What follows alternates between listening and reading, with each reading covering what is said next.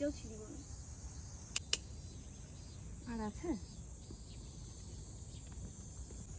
ঘরে মোটেও লঙ্কা নেই, তো এখান থেকে কটা লঙ্কা নিয়ে যাবো। দেখো একটু এদিকে আসো না, এখানে অবস্থা দেখো, লঙ্কা আর লঙ্কা।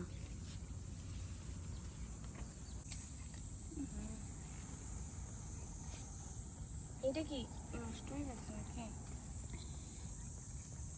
এই যে এই কটার মতন লঙ্কা তুলেছি, আর ওই জায়গাটা একটা চেরি টমেটো হয়েছিল, এটাও তুলে নিয়েছি। এটাও যদি খেয়ে নেয় এবার। এই যে এই যে টাটকা গাছের কাঁচা লঙ্কা, এগুলো এমনি তোলা যাবে না? এমনিই তোলা যাবে, কাঁচিটা ধরো। সব তুলে নিই।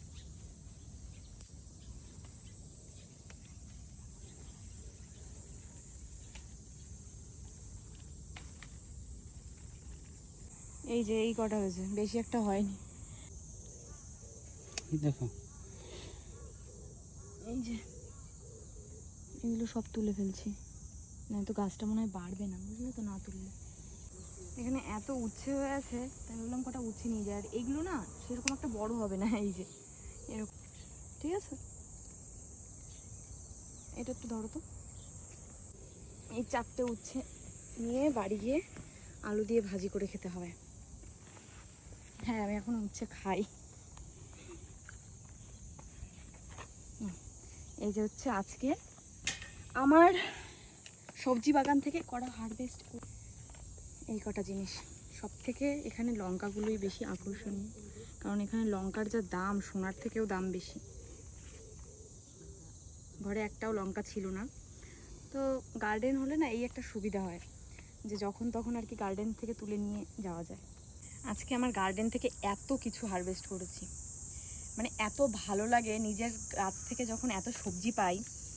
এই যে এতগুলো উচ্ছে, যদিও এগুলো এরকম বলে তুলে ফেলেছি, আরও অনেক উচ্ছে হয়েছে। গত পরশুদিন শশা ছিঁড়ে নিয়ে গেছে, আর এই যে আজকে হচ্ছে এত বড় বড় হয়ে গেছে। জাপানিজরা না এই বড় শশাগুলো ফেলে দেয় গমিতে, আর এইগুলো খায়, কারণ এইগুলো যারা খাওয়া অভ্যাস তারা এইগুলো খেতে পারবে না। তো আমাদের কাছে তো কোনো ব্যাপার না, এইগুলো এত মিষ্টি লাগে। কচি শশা তো অবশ্যই ভালো লাগে খেতে। এত গরম, এখন সকাল 6টা বাজে, আর ওখানে দাঁড়িয়ে এগুলো ভরার মতন অবস্থা নেই। তো এখানটায় বসে বসে তাই এখন এগুলো সব ভরে নেব। আগে লঙ্কাগুলো ভরি। তো তা লঙ্কা হয়েছে, মানে দেখেই মজা লাগছে। এই কটা মানে হালাল ফুডে 300 সাড়ে 300 বেশি নেবে, কারণ এখানে 100 গ্রামেরও বেশি আছে।